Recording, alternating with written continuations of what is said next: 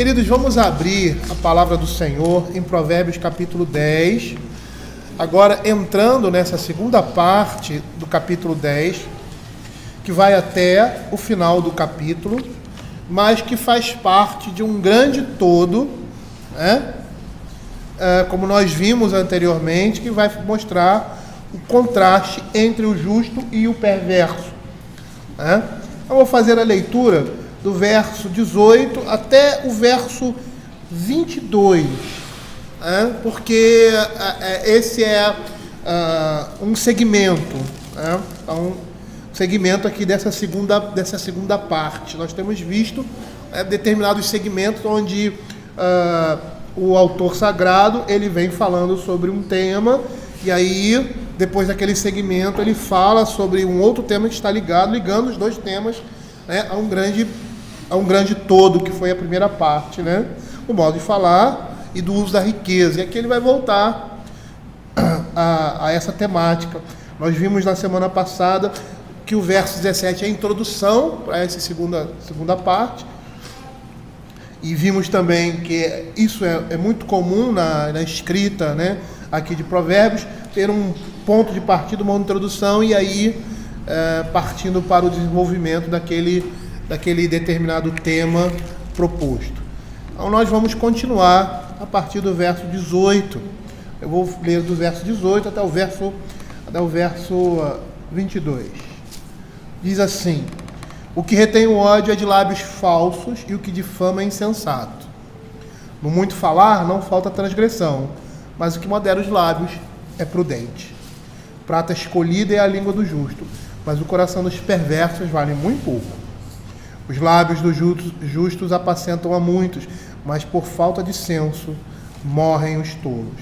A bênção do Senhor enriquece, e com ela não traz desgosto. Bom, a partir de agora, do verso 18 até o verso 32, nós veremos o modo de falar e as expectativas do justo e do perverso que vão se contrastar aí, né? Então a estrutura desses versos diz respeito aos órgãos da fala e os seus efeitos sobre os outros, do verso 18 até o verso 22. E a sua duração, o verso 31 e 32. Nessa estrutura, as partes centrais dizem respeito, que é o verso 23 a 26, às expectativas com relação à dor e ao prazer, referidos a esse tema. E no verso 27 ao verso 30, a segurança com relação a isso. Então, dos versos 18 ao verso 21, nós vamos ver apontados tanto o modo de falar benéfico, quanto o modo nocivo de falar. E a gente percebe que é claramente um retorno ao tema desenvolvido anteriormente. Nessa estrutura, nós temos dois quartetos, ou seja, duas estrofes de 4 versos, que se referem ao modo de falar benéfico, verso 18 e 19, o que retém o ódio é de lábios falsos, e o que difama é insensato, e 2 quartetos nocivos, versos 18 e 19, o que retém o ódio é de lábios falsos, e o que difama é insensato. No muito falar não falta transgressão, mas o que modera os lábios é prudente. E os versos 20 e 21, que são 2 quartetos que falam do oposto. Prata escolhida é a língua do justo, mas o coração dos perversos vale muito pouco. Os lábios dos justos apacentam a muito, mas por falta de senso morrem os tolos. Nós vamos perceber que, em termos semânticos, né, de ideias no texto, o primeiro quarteto vai se concentrar nos efeitos letais do modo de falar nocivo, que é o verso 18 e o verso 19. E o segundo quarteto vai apresentar o resultado vivificador para os outros modos de falar construtivo. E aí nós começamos a desenvolver esses versos a partir do verso 18, que diz assim: o que retém o ódio é de lábios falsos, e o que difama é insensato. Bom, a primeira coisa que nós vamos fazer aqui é dar uma outra tradução, e dar uma outra tradução por questões de ordem semântica. Deixa eu ajeitar isso aqui que está atrapalhando. E nós vamos preferir a seguinte tradução: quanto ao que esconde o ódio com lábios mentirosos, e aquele que publica um relato injusto, é ele insensato. Tá? Então, uma tradução mais, vamos dizer assim, se eu posso dizer dessa forma, mais literal seria essa: quanto ao que esconde o ódio com lábios mentirosos, e aquele que publica um relato injusto, é ele insensato. Ao invés de o que retém o ódio e de lábios falsos, e o que difama é insensato. A primeira coisa que nós precisamos perceber é o contraste entre esses dois versos. Da seguinte ideia: o insensato usa a língua para espalhar mentiras e boatos. Verso 18: o que retém o ódio é de lábios falsos, e o que difama é insensato. E o que refreia a sua língua, no verso 19: no muito falar não falta transgressão, mas o que modera os lábios é prudente. Se vocês forem atentar, vamos atentar aí a combinação que existe entre o mentiroso e aquele que esconde o ódio. Essa palavra aqui, o que retém o ódio, o que esconde, é semelhante ao verso 11, lá da sua segunda parte, quando diz que na boca dos perversos mora a violência. É a mesma ideia. A mesma ideia que nós vimos lá no verso 11, quando ele diz aqui que ele mora, ou seja, está presente essas coisas dentro da sua boca, ou seja, dentro do coração. E a construção não deixa dúvida de que o ódio inspira, nós vimos isso, calúnias resultantes de insinuações, meias verdades e fatos distorcidos e exagerados, a ponto de se tornarem irreconhecíveis. Foi o que nós falamos aqui, no momento da confissão de pecados. O que vai gerar isso é ódio, a falta de amor. E nós vimos isso, no verso 12, o ódio excita contendas, mas o amor cobre todas as transgressões. E é esse mesmo princípio que nós temos visto aqui e que é demonstrado no livro de Provérbios. Abram aí Provérbios capítulo 10, verso 12, como nós já vimos, e 6, 17 e 19, quando ele vai falar sobre língua mentirosa, olhos altivos, língua mentirosa, mãos que derramam sangue inocente, testemunha, verso 19, testemunha falsa que profere mentiras. Perceba aqui que a fonte disso tudo, esses dois versos citados no final, fazendo uma comparação com o verso 10 e 12, mostram esse princípio. O ódio vai excitar insinuações, meias verdades, exageros e fatos distorcidos. E é interessante nós pensarmos um pouco, E é uma realidade. Por que uma pessoa fala alguma coisa que não é realidade? Ou porque passa uma determinada informação que ele não tem certeza que é. Fruto disso é a falta de amor. O ponto principal é isso aí. Você parar para pensar, pensar bem sobre o fato ou sobre uma situação que você conhece nesse sentido, você vai ver que é a falta de amor, a falta de carinho, a falta de disposição, a falta de afeição, de simpatia, até melhor dizendo, com o assunto ou a pessoa que está sendo citada. Por quê? Porque a Bíblia diz: o ódio excita contendas, mas o amor cobre todas as transgressões, como nós vimos aí em Provérbios capítulo 10, 12. Então, em outras palavras aqui, o insensato é aquele que espalha calúnias, escondendo seu ódio com lábios mentirosos. E aí nós poderíamos até incluir o caráter de bajulação, muitas vezes. Matthew Henry faz um comentário interessante a respeito disso. Ele diz assim: a malícia é loucura e iniquidade quando oculta pela lisonja e dissimulação. Diz ele que é um louco, ainda que possa essa pessoa se considerar um político, o que esconde, ou seja, dissimula o ódio com lábios falsos. Se esse ódio sobrevier inesperadamente, ele se envergonhará perante os homens. E é assim muitas vezes, né? Conosco. É um retrato claro disso aí.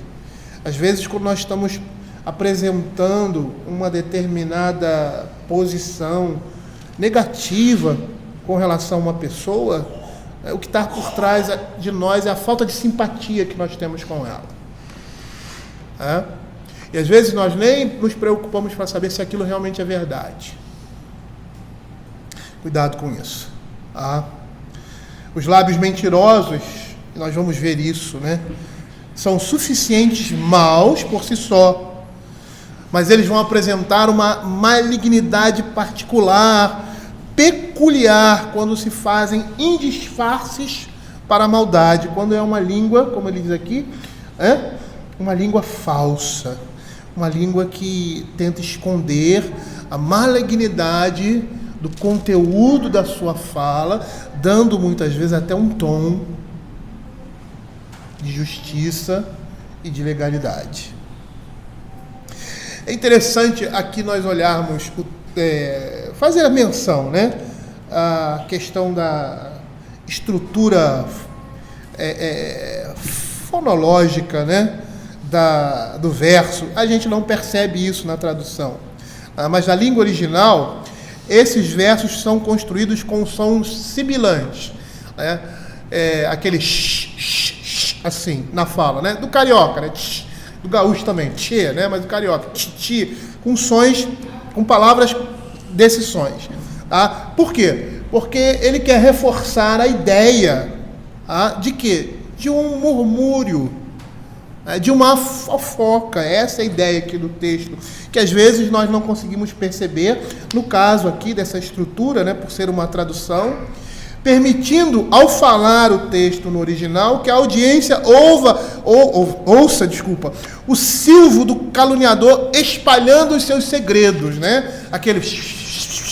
Geralmente, quando as pessoas falam mal, né? Essa fala má, a fofoca, muitas vezes, né? Aquela coisa assim, né? De pé de ouvido e tal. A ideia é essa do texto. Para reforçar essa questão da malignidade, do pecado com relação à língua. E aí, na continuação do verso, diz assim: quanto ao que esconde o ódio com lábios mentirosos, e aquele que publica um relato injurioso. O que nós temos aqui, o que difama é insensato. Difamar aqui é publicar um relato injurioso. E nesses versos aqui nós estamos vendo o contraste entre o ódio encoberto com a sua expressão que se manifesta. Relato injurioso aí, ou difamação, essa palavra no original se refere à calúnia, à difamação dita em voz baixa. Por isso aquele silvo, aquele sibilo, né, na estrutura do texto. E é empregada para designar um relato negativo, um relato tendencioso que tende a prejudicar determinada pessoa. E nós temos na Bíblia um texto interessante de Neemias, capítulo 6, verso 17 e 19, que vai apresentar um caso de uma injúria, de um relato injurioso. Neemias, capítulo 6, verso 16 e 19. Diz assim: também naqueles dias, alguns nobres de Judá escreveram muitas cartas que iam para... É 7? Tá. Neemias 6, 17 e 19. Eu estou fazendo um recorte do texto, porque o texto é muito grande. Iam para Tobias e cartas de Tobias vinham para eles. O verso 19: também das suas boas ações falavam na minha presença, e as minhas palavras levaram a ele. Tobias escrevia cartas para me atemorizar. Eu não preciso contar a história aqui, né, de Neemias, que ele volta para Jerusalém para reconstruir Israel, em especial o templo. E ele encontra oposição ali. Ele encontra oposição nesses homens que estão sendo citados aqui na Escritura. E quem era Tobias? Provavelmente um servo amonita, um oficial do governo persa que se aliou ali a Sanbalate e outros. E eles resistiam ao trabalho de reconstrução de Neemias, né, que ele inicia ali. Tá? Tanto ele quanto seu filho casaram-se com mulheres judias, então eles não eram judeus, tá? Puros, né? Eles eram misturados. E os seus filhos também. A gente sabe que o problema ali de Esdras e Neemias é a questão do casamento misto. Tá? E esse homem foi altamente favorecido pelo sumo sacerdote Eliasibe, tá? Que concedeu uma sala para ele, provavelmente um escritóriozinho, né? Ali nas dependências do templo. O que a gente vê lá em Neemias capítulo 13, versos de 4 a 5. Que diz assim: ora, antes disso, Eliasibe, sacerdote encarregado da câmara da casa do nosso Deus, se tinha aparentado com Tobias, e fizera para este uma câmara grande, onde dantes se depositavam as ofertas de manjares, o incenso, os utensílios e os dízimos dos cereais, do vinho, do azeite, que se ordenaram para os levitas, cantores e porteiros, como também contribuições para os sacerdotes. Percebam a falta de reverência com relação ao templo e o que ele representava naquele dia.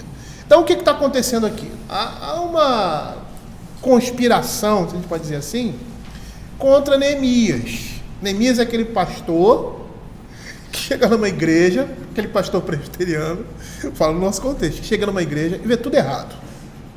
Né? A igreja está destruída. E ele está ali para reconstruir. E aí tem gente ali dentro lutando contra ele. É isso que Neemias é um pastor. Ele volta para Israel para reconstruir o templo, tá? Para reconstruir, né, a religião judaica, para voltar a temerem ao Senhor, a amarem ao Senhor, reconhecendo o pecado deles, porque como consequência do pecado deles, eles foram lançados fora de Israel, e agora ele volta. Ele e outros, como Esdras também, voltam para o quê?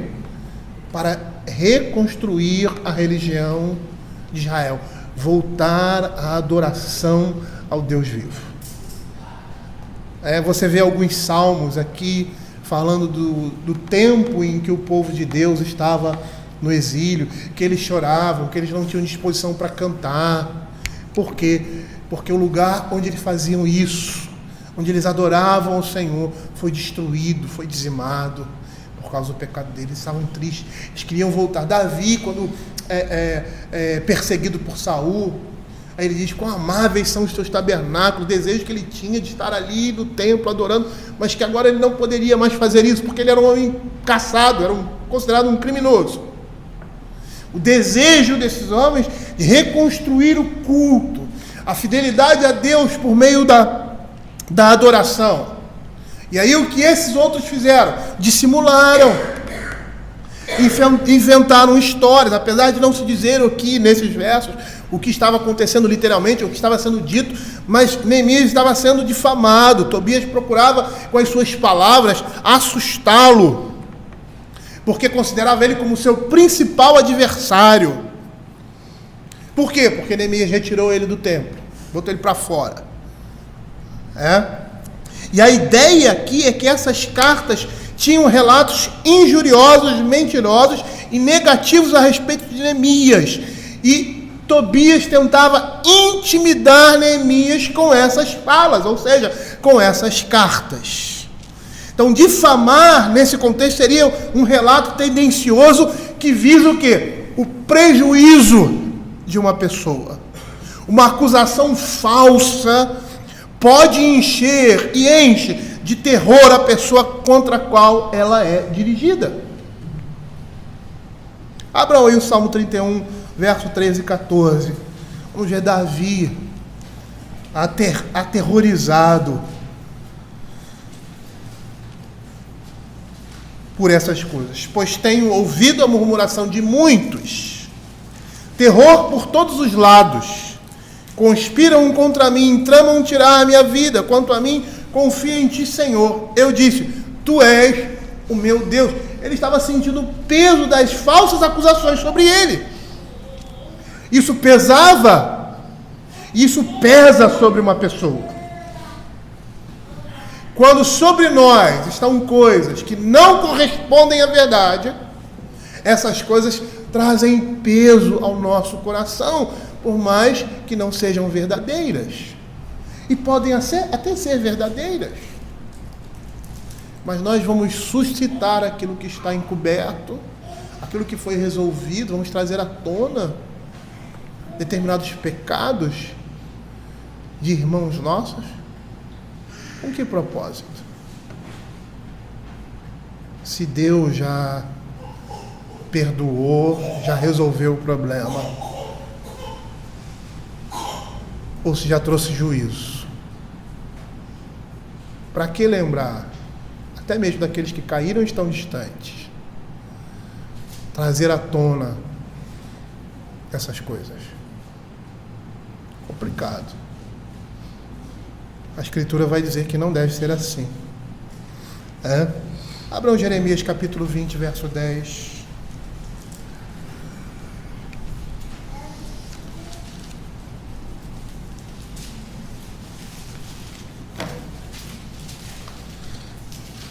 Diz assim: porque ouvi a murmuração de muitos, há terror por todos os lados, denunciai e o denunciaremos. Todos os meus íntimos amigos que aguardam de mim que eu tropece dizem, bem pode ser que se deixe persuadir, então prevaleceremos contra ele e dele nos vingaremos. Aí nós temos o profeta Jeremias lamentando, é o lamento do profeta. Logo depois você vai ver ali uma profecia a respeito da destruição ali do povo com relação à Babilônia. E ele estava sendo o quê? Alvo de críticas, alvo de mentiras, de difamações, lançando peso sobre o profeta, ao ponto dele não aguentar, porque todos falavam mal dele. Por quê? Porque ele estava pregando aquilo que Deus mandou ele pregar. O pecado do povo, as consequências do seu pecado.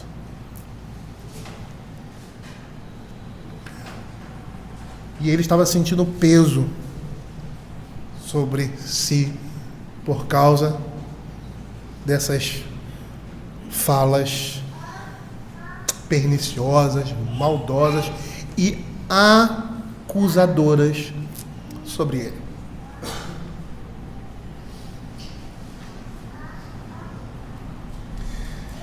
E é assim que funciona.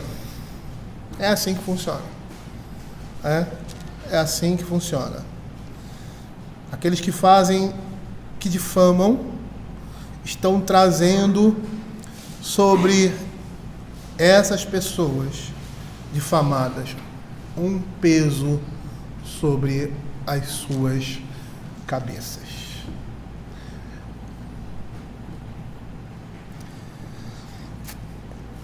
E o insensato age desse jeito, destruindo reputações e, consequentemente, a comunidade.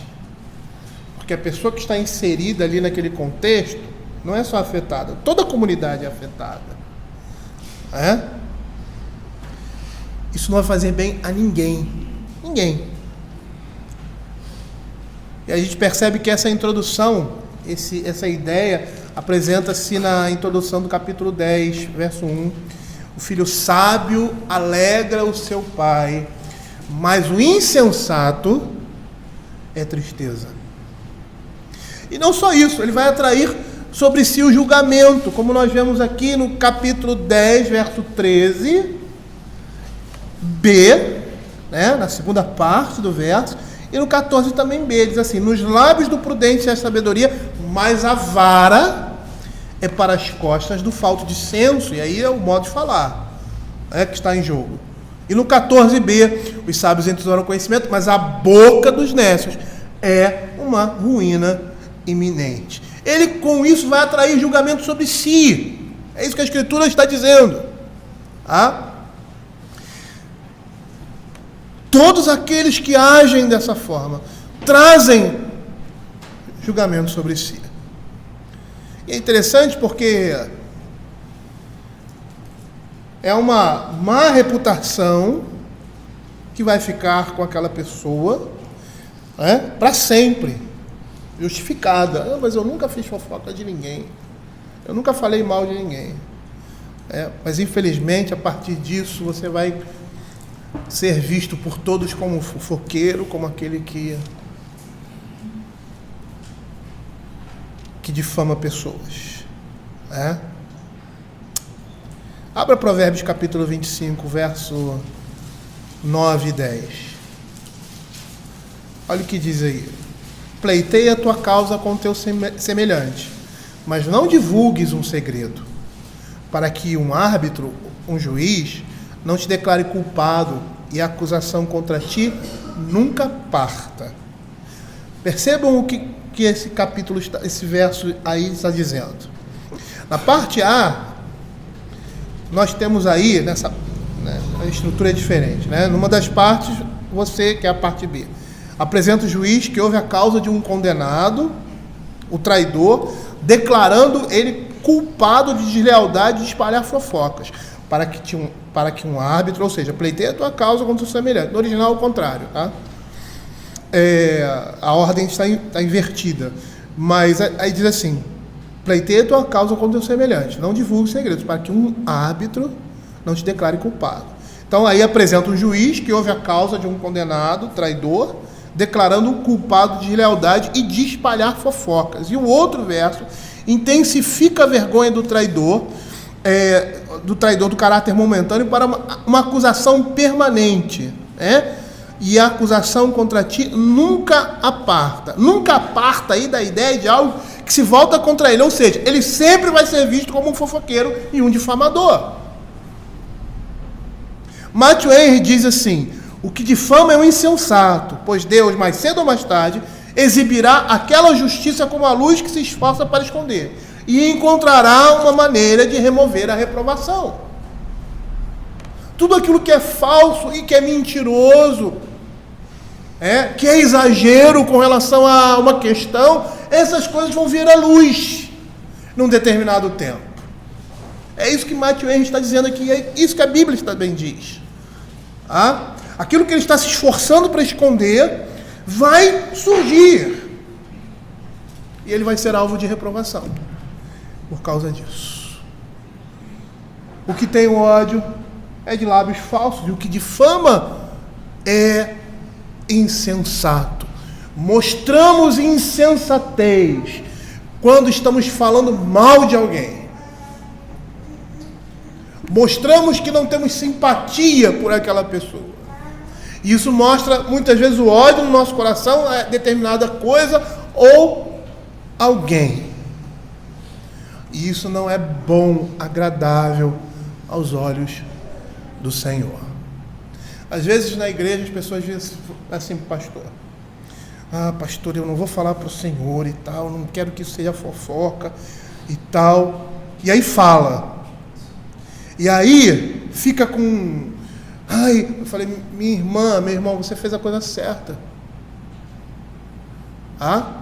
Por quê? Você falou com a pessoa certa. Quem é o pastor da igreja? Sou eu. Você não viu o que aconteceu? Você não viu o pecado? Você não viu. Então você está trazendo para o pai dos crentes no âmbito da igreja. Que é o quê? São os pastores da igreja. É lógico que nós temos um princípio na Escritura que se você vir alguma coisa errada em alguém, você vai e fala com ele. Se ele não te ouvir, leva um irmão. Senão, muitas vezes as pessoas vêm trazer isso diretamente ao pastor. E não está errado necessariamente. Porque, por exemplo, se eu vir aquela jovenzinha ali, vamos dizer que com 4, 5, 6, 7, 10 anos, fazendo alguma coisa errada, eu vou para os pais dela e falo: olha, eu vi sua filha fazendo isso, você precisa corrigi-la. Não precisa nem falar que precisa corrigir, mas Eu vi sua filha fazendo isso. Por quê? Porque eles são as pessoas que são responsáveis pela educação e pelo cuidado, pelo pastoreio da vida daquela criança, daquela jovem. Como o pastor é responsável pela vida da igreja. O problema é quando nós não falamos para a pessoa que é responsável. O problema é que nós, quando vimos uma coisa, estamos falando para outras pessoas. Isso é fofoca. Porque primeiro temos que falar para a pessoa que está envolvida. Se é alguma coisa, você vai lá e fala diretamente à pessoa. É isso que a Escritura diz. Mas o pastor da igreja é aquele que é o pai da congregação. É ele que vai atuar e ver alguma coisa, às vezes alguma coisa que não é necessariamente pecado, mas que seja perigosa.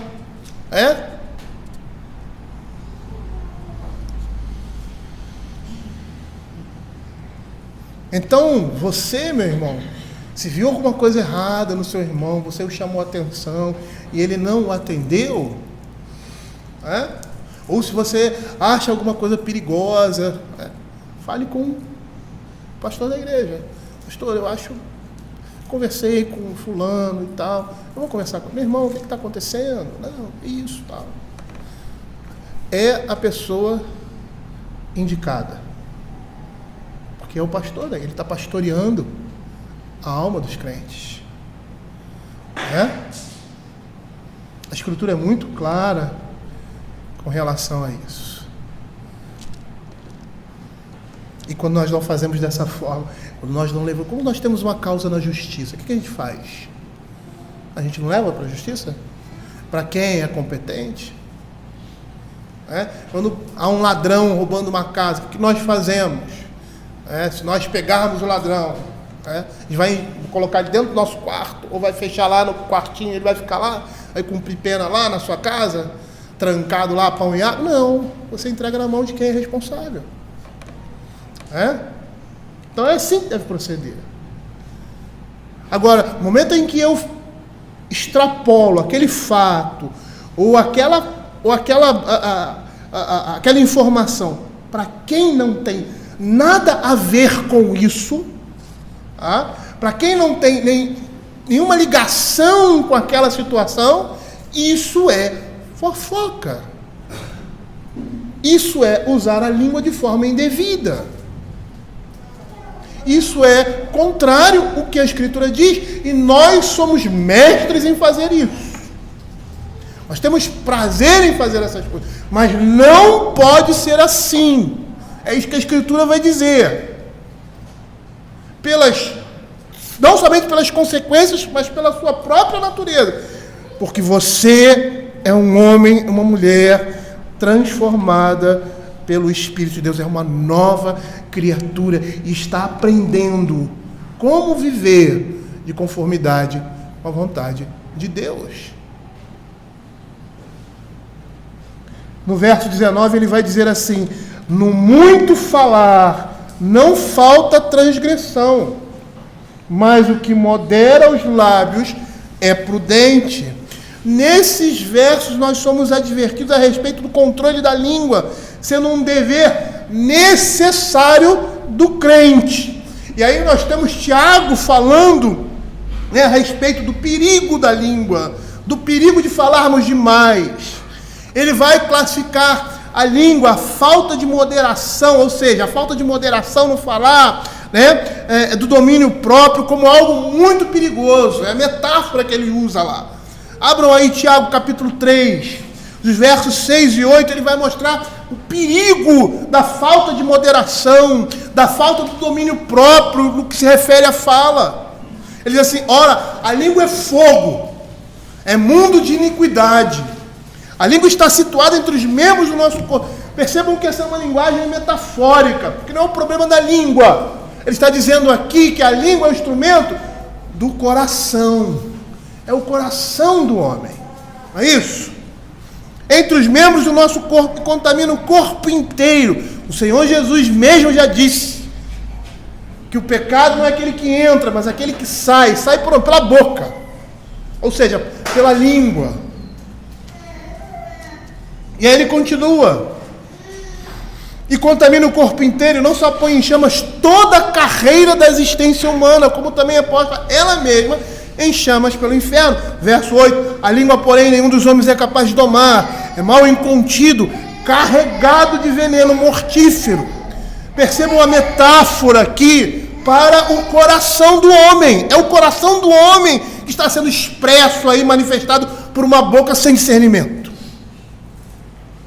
E ele está se referindo àquelas pessoas que falam demais, repassam informações recebidas por outras pessoas sem averiguar os fatos, se intrometem em coisas alheias, não só aquelas que não são de sua competência, mas coisas que não têm nada a ver com eles.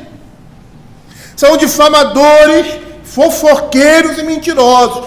Todos que agem dessa forma se encaixam nesse padrão. Eu quero contar um caso interessante que aconteceu essa semana, acho que foi semana passada conosco. Todos os irmãos viram o que aconteceu aí nas redes sociais com relação à minha esposa, em especial, e eu também, lógico, entrei na história. E esses dias, Simone recebeu uma mensagem de uma mulher que não é cristã. E a mensagem era assim: Simone, eu recebi não sei essa linguagem de internet aí, de Instagram, né? Uma solicitação de alguém para entrar e denunciar a sua página, sei lá o quê. E aí, como eu sou uma pessoa que não gosto de ir somente por aquilo que as pessoas me falam, eu gosto de averiguar, fui olhar as suas palestras e ler o que você falou. E não encontrei nada que se refira a incitar a violência ou coisa do gênero. Apesar de não concordar com a sua posição apresentada, provavelmente é uma pessoa que não é cristã, não vi na sua fala e nos seus vídeos nada que fosse compatível a isso.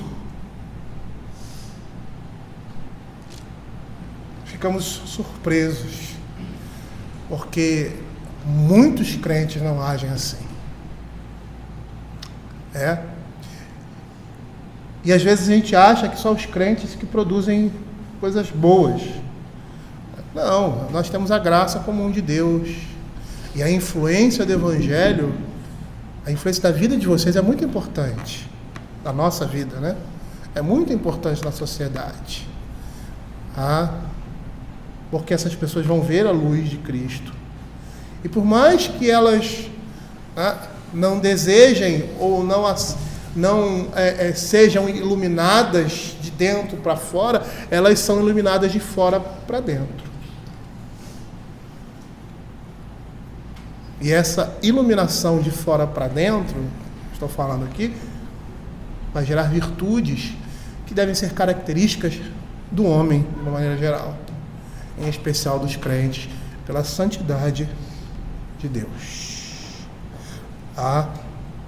E essa deve ser a nossa atitude em tudo. Em tudo. É bom, e a gente vai ver isso, a Bíblia vai dizer isso, falar pouco. Por quê? Porque na multidão de palavras não falta transgressão, mas o que refreia as palavras é prudente. É isso que a Escritura vai dizer. É isso que a sabedoria de Deus vai dizer. Abra Provérbios capítulo 13, verso 3. Olha o que diz a palavra do Senhor. O que guarda a boca conserva a sua alma, mas o que muito abre os lábios, a si mesmo se arruína, ou seja, traz juízo sobre si.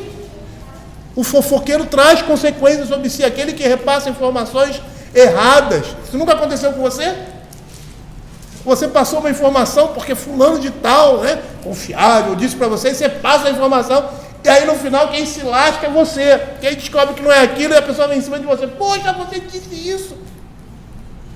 É isso aqui mais ou menos que está acontecendo. Provérbios capítulo 17, verso 27 e 28. O que retém as palavras possui o conhecimento, e o sereno de espírito é homem de inteligência. Até o estulto, quando se cala, é tido por sábio, e o que cerra os lábios, o inteligente. Provérbios capítulo 21, verso 23.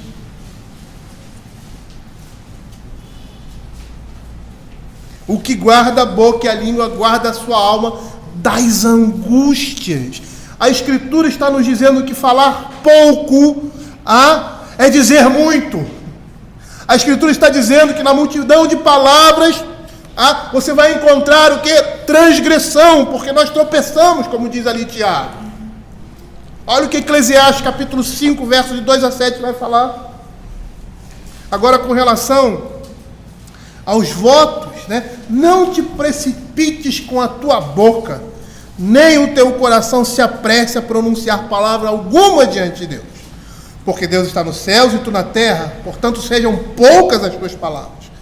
Porque dos muitos trabalhos vêm os sonhos, e do muito falar, palavras nécias. Nécio aí é sem sabedoria. Quando a Deus fizeres algum voto, não tardes em cumpri-lo, porque não se agrada de tolos. Cumpre o voto que fazes. Melhor é que não votes do que votes e não cumpras. Não consintas que a tua boca te faça culpado, nem digas diante do mensageiro de Deus que foi inadvertência. Por que razão se iraria Deus por causa da tua palavra, a ponto de destruir as obras das tuas mãos? Porque como na multidão dos sonhos a vaidade, assim também nas muitas palavras. Tu, porém, teme a Deus. Ele está dizendo aqui que falar demais é falta de temor a Deus. E esses textos vão mostrar, juntamente com esse paralelo que nós temos aqui de Provérbios, que o homem imprudente não multiplica suas palavras, não fala demais com o intuito de dar cabo da transgressão, antes mostra comedimento, moderação e prudência. Porque normalmente os que falam muitas coisas incorretas. E entre tantas palavras que são ditas, que são proferidas, não conseguem deixar de incluir o quê? Palavras vazias, pelas quais, num determinado tempo, eles vão ter que se explicar.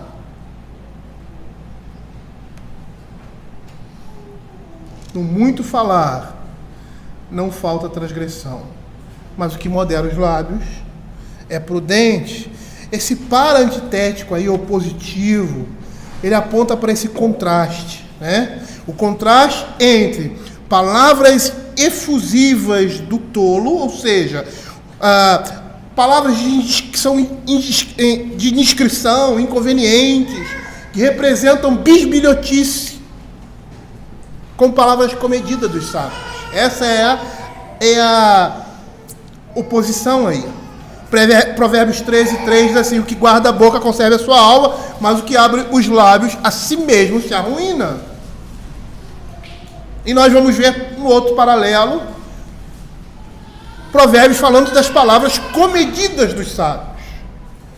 E aí há muitos textos para nós vermos. Provérbios capítulo 12, verso 6.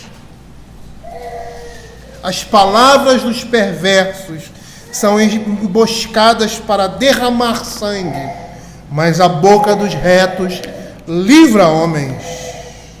Provérbios 15, 23. O homem se alegra em dar resposta adequada, e a palavra a seu tempo, quão boa é. Provérbios 25, 11. Como maçãs de ouro em salvas de prata, assim é a palavra dita ao seu tempo. Provérbios capítulo 12, verso 25. Vamos comparar aí. A ansiedade no coração do homem o abate, mas a boa palavra o alegra. Provérbios 18, verso 4.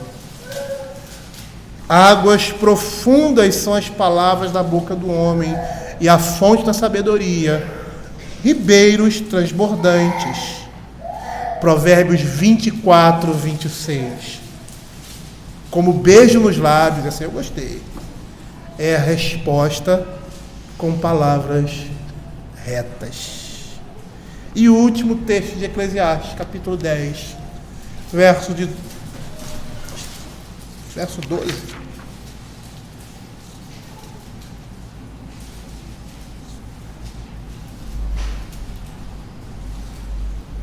Deixa eu ver aqui. Eclesiastes, capítulo 10.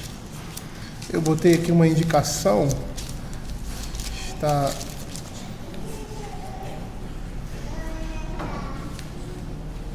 É errada. Calma. 10. Das palavras do sábio. Bom, eu não vou ter com... é verso 10, 12. Diz assim, até o verso 14. Tá. Eu botei 12 até o verso 4, esqueci de colocar 1. Nas palavras do sábio, a favor, mas ao tolo os seus lábios devoram. As primeiras palavras da boca do tolo são estultícia, e as últimas, loucura perversa. O estulto multiplica as palavras, ainda que o homem não sabe o que sucederá. E quem lhe manifestará o que será depois dele? Percebam o que nós estamos vendo aqui. A Escritura está dizendo que na boca do ímpio só tem isso. Aí você vai dizer assim, quer dizer que não, os ímpios só falam essas coisas? Nós temos que ter muito cuidado com aqueles que não são cristãos, até mesmo com os que são cristãos. Por quê? Porque por mais que existam pessoas, como essa que eu acabei de citar, é o espírito que domina esse mundo. É o espírito que as pessoas que não têm Deus, estão sendo dirigidas. Então, é mais fácil ser comum na vida deles do que na nossa. E essa é a primeira impressão ou ideia, o pensamento que nós devemos ter. Se essas coisas acontecem no nosso meio, é porque nós estamos dando vazão ao quê? A carne e ao espírito desse mundo. Por isso que a palavra está sendo dirigida a nós. Porque esse é um caminho de justiça. Esse é o caminho que nós devemos trilhar. E por mais que tenhamos a tendência ao pecado e a natureza pecaminosa, aceita essas coisas, nós precisamos dominar essas coisas, porque temos o quê? O Espírito de Deus em nós. Que segundo o apóstolo Paulo nos foi dado para que não seja feito o quê? Aquilo que seja do nosso querer. Gálatas capítulo 5, se eu não me engano. Então nós precisamos dominar a nossa carne, dominar o nosso espírito. E, em especial, aqui, agir com sabedoria, com prudência e com santidade.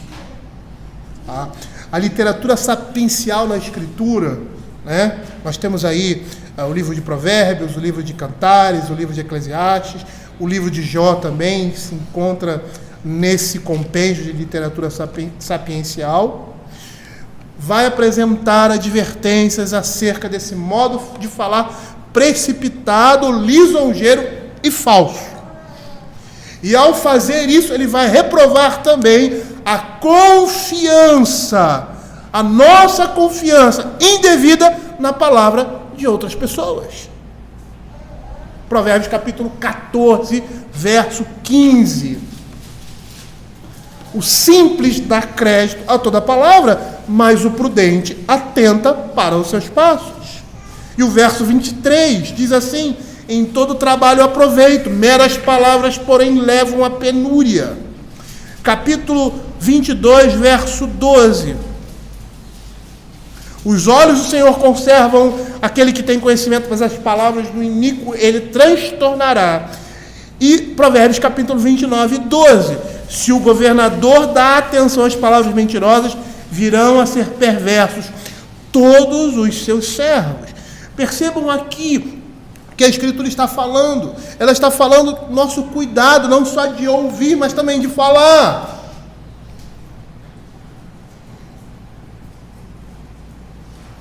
E uma coisa que nós precisamos entender aqui dentro desse contexto é que o pecado não é impedido pela multiplicação das palavras. Como se eu fosse falar pouco, eu vou pecar pouco.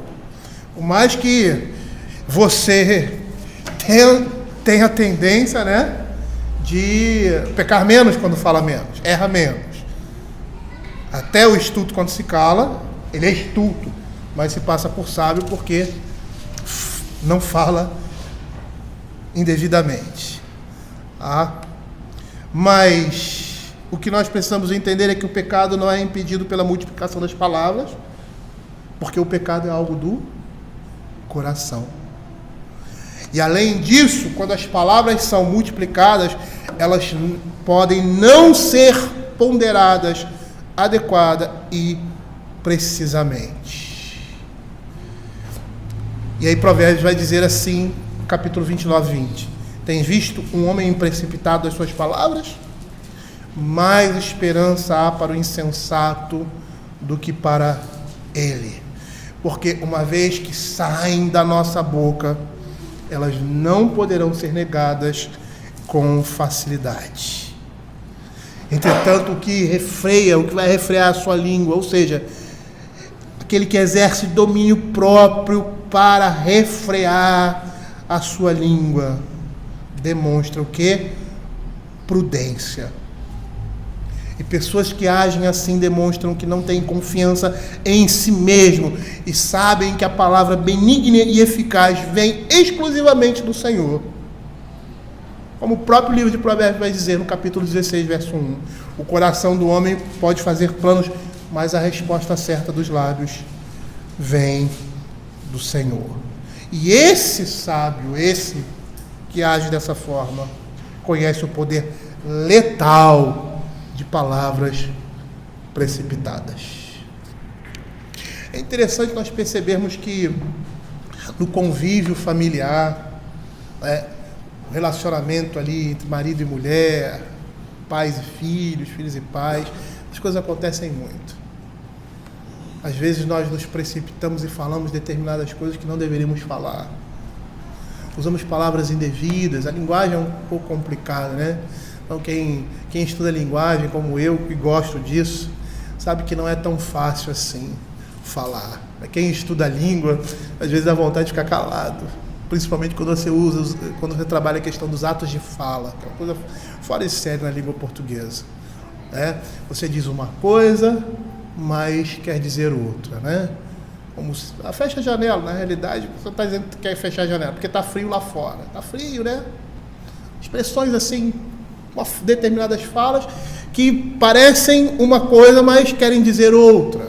Né? Estou com tanto calor. Você não quer dizer que está com calor, mas você quer que liguem o ventilador, liguem o ar-condicionado. É isso que você quer dizer. Né? É interessante, é difícil, realmente não é fácil. E se você não entender a dificuldade que nós temos no nosso coração, nós vamos nos precipitar e vamos falar coisas indevidas, porque vamos expressar o que existe dentro de nós, sem peneirarmos aquilo que estamos pensando ou que está no nosso coração. Matthew Henry, em seu comentário, ele vai nos aconselhar, dizendo que é, portanto, bom controlar nossa boca, como com rédeas, o que modera os seus lábios, que se controla frequentemente, suprime o que pensou e retém o que poderia expressar. Isso é prudente. Isso demonstra sabedoria. E nisto o homem vai procurar a sua própria paz.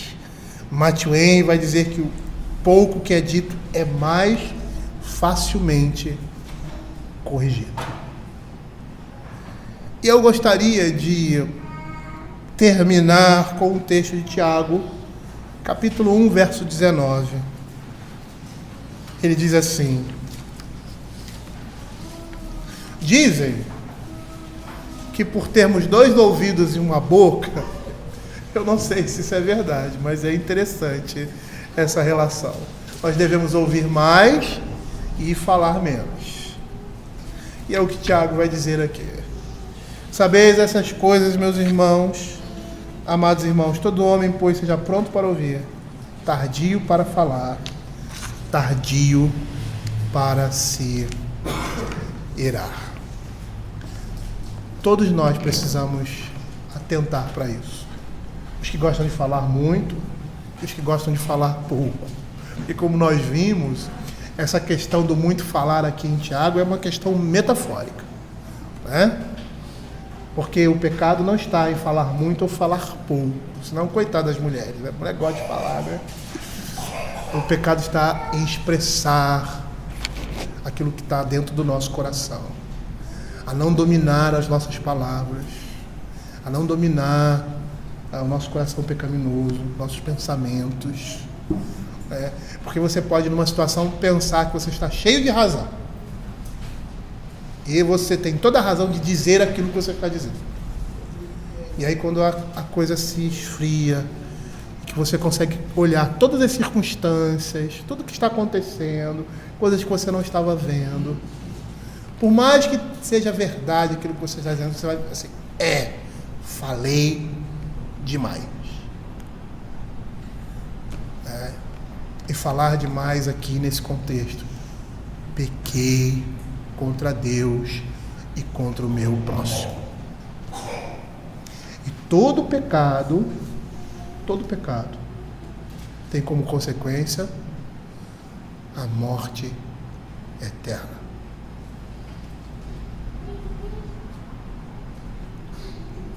E eu gostaria de terminar, já que me alonguei, com um texto da Escritura de Natan com relação a Davi.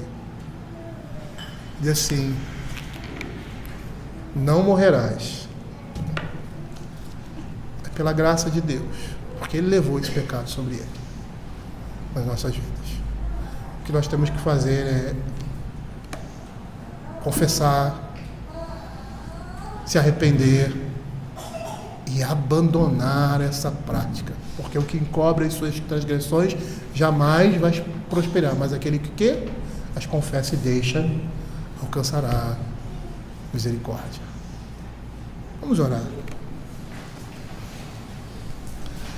Senhor, queremos te agradecer pela tua palavra e te pedir ao Senhor Deus, como a Escritura mesmo fala, porque é a sabedoria de Deus, é o Criador, aquele que criou a sua criatura, que conhece, Senhor Deus, todos os ditames do nosso coração, Pai, que diz essas coisas. Nos dá sabedoria para moderarmos a nossa fala, para contermos o nosso coração e não nos precipitarmos em estar, Senhor Deus, amaldiçoando, trazendo juízo sobre nós e sobre outros por meio do que falamos. Que o Senhor tenha misericórdia de nós, ó Pai. É o que nós pedimos.